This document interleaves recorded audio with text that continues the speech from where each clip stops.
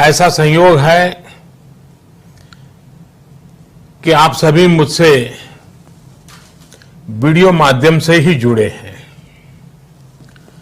बल्कि इस बार तो पूरा कार्यक्रम ही ऑनलाइन डिजिटल प्लेटफॉर्म पर आयोजित हो रहा है।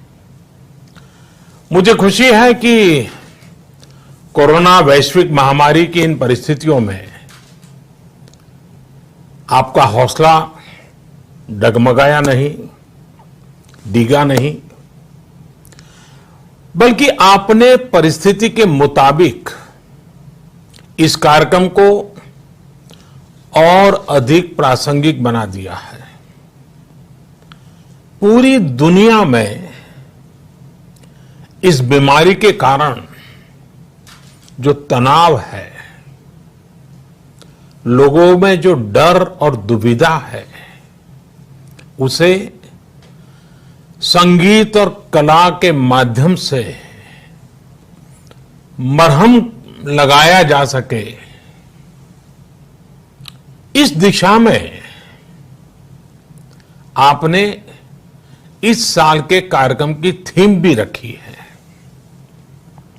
साथियों, हम इतिहास में सुनते आए हैं, किस्से कहानियां में भी सुनते आए हैं कि पुराने समय में जब कोई युद्ध छिड़ जाता था तो राज्य के कवि, गायक, कलाकार वीर रस के गीत लिखते थे, संगीत को प्रेरणा का माध्यम बनाते थे। आज कोरोना जैसे अदृश्य दुश्मन के खिलाफ युद्ध में हमारे कलाकार वैसे ही भूमिका निभा रहे हैं। हमारे गायकों, गीतकारों, कलाकारों ने देश का मनोबल बढ़ाने के लिए, देश को जागरूक करने के लिए, इस लड़ाई में जोश फूंकने के लिए एक रचनात्मक अभियान खड़ा कर दिया है। बीते दिनों ऐसे ही कितने ही संगीतमय प्रयोग हमने देखे और सुने हैं। वैसे आपको याद होगा, इस अभियान की शुरुआत 130 करोड़ भारतवासियों ने ताली, थाली बजाई, शंख बजाया, घंटी बजाई और इस नाद के द्वारा पूरे देश को एक ऊर्जा से भर दिया था। ऐसे में जब 130 करोड़ लोग एक भावना से साथ आते हैं, एक संग जुड़ते हैं, तो ये संग ही संगीत बन जाता है। जिस तरह संगीत में एक सामंजस्य की जरूरत होती है, एक अनुशासन की जरूरत होती है, उसी तरह के सामंजस्य, संयम और अनुशासन से ही देश का प्रत्येक नागरिक आज इस महामारी से लड़ रहा है। साथियों, अगर हम मानव जाति के इतिहास को भी सरसरी नजर से देखें तो एक बात कॉमन नजर आती है, एक बात उभर करके आती है। हमारी जीवन यात्रा और विकास यात्रा को जोड़ने में संगीत और उत्सवों ने बहुत बड़ी भूमिका निभाई है। दुनिया के अलग अलग हिस्सों में उत्सवों के रूप रंग अलग रहे हैं और स्वाभाविक भी है। इनमें समय के साथ परिवर्तन भी आए हैं, लेकिन हर कालखंड में उत्सव उमंग का जन्मदाता रहा है। हमें उमंग से भर देने वाला रहा है। कोई भी आपदा पड़ी हो, विपदा विपत्ति रही हो, हर स्थिति में उत्सवों ने मानव सभ्यता को कठिन परिस्थितियों से बाहर निकालने में मदद की है। और हमारे देश में तो हर मौसम के लिए, हर ऋतु के लिए अलग अलग उत्सव, अलग अलग गीत, विविधता से भरा संगीत और लोकगीत रहे हैं। किसान जब खेत में बुआई करता है तो अलग गीत गाता है, फसल पकने पर अलग लोकगीत होते हैं, फिर फसल काटने पर अलग गीत गाए जाते हैं। इसलिए अगर हम कहें कि उत्सवों के बिना हमारा जीवन अधूरा है, तो हमें ये भी कहना पड़ता है कि कला संगीत के बिना उत्सव ही नहीं है। साथियों, मुझे बताया गया है कि आपने इस बार इस कार्यक्रम में nature walk, heritage walk, literature और होलिस्टिक फूड जैसे अनेक विषयों को भी जोड़ा है। साथ ही योग और विशेषकर नाद योग को भी इसमें रखा गया है। हमारे यहां तो नाद को संगीत का आधार माना गया है और नाद का आधार आत्मशक्ति को माना गया है, आत्मबल को माना गया है। संगीत या योग, इसके माध्यम से जब हम अपनी आत्मशक्ति तक पहुंचते हैं तो ये नाद ब्रह्मनाद हो जाता है।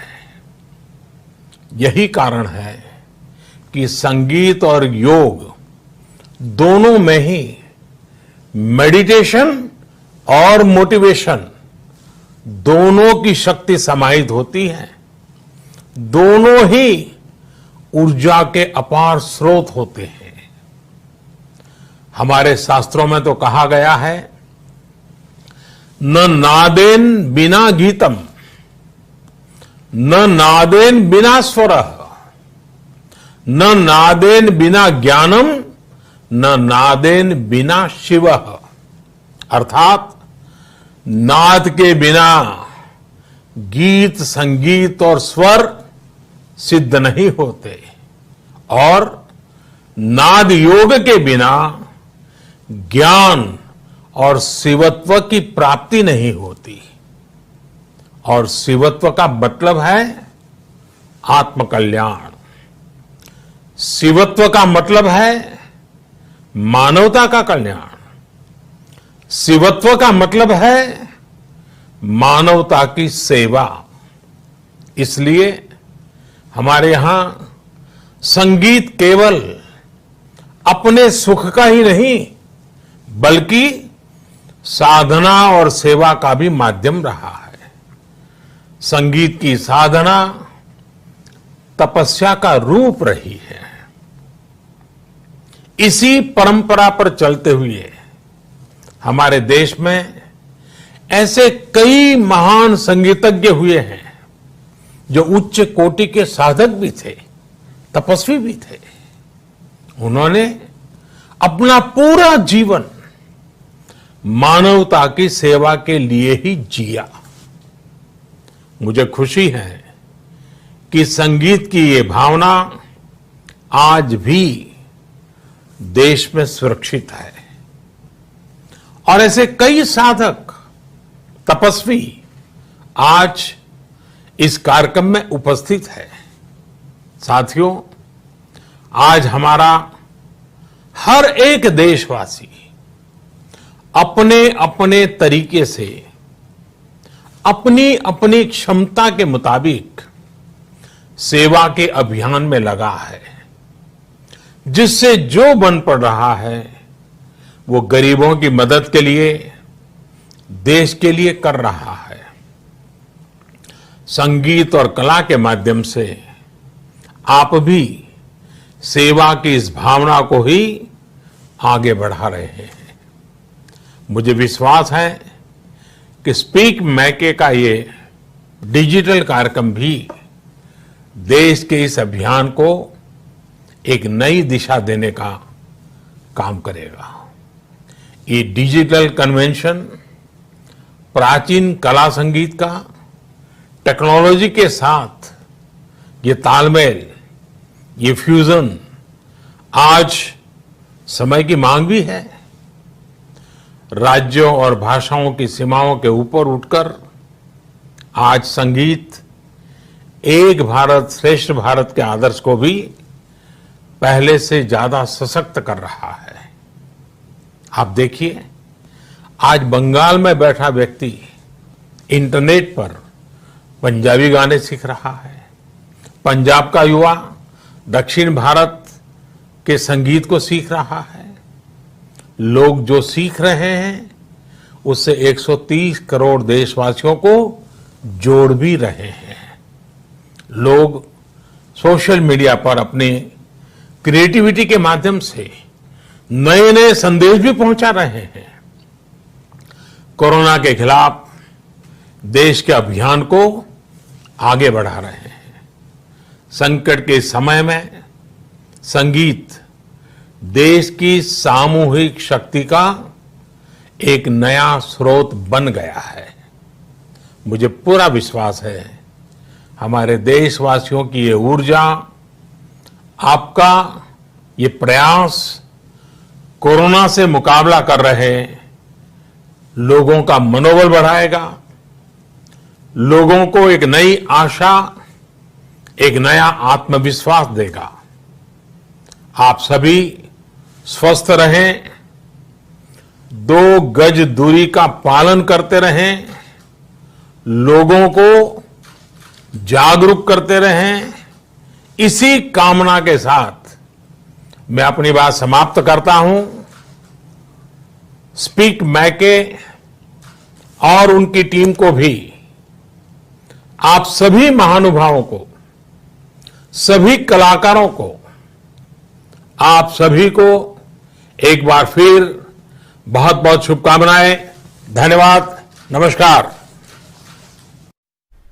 Prime Minister Narendra Modi addressing the Speak Mackey over the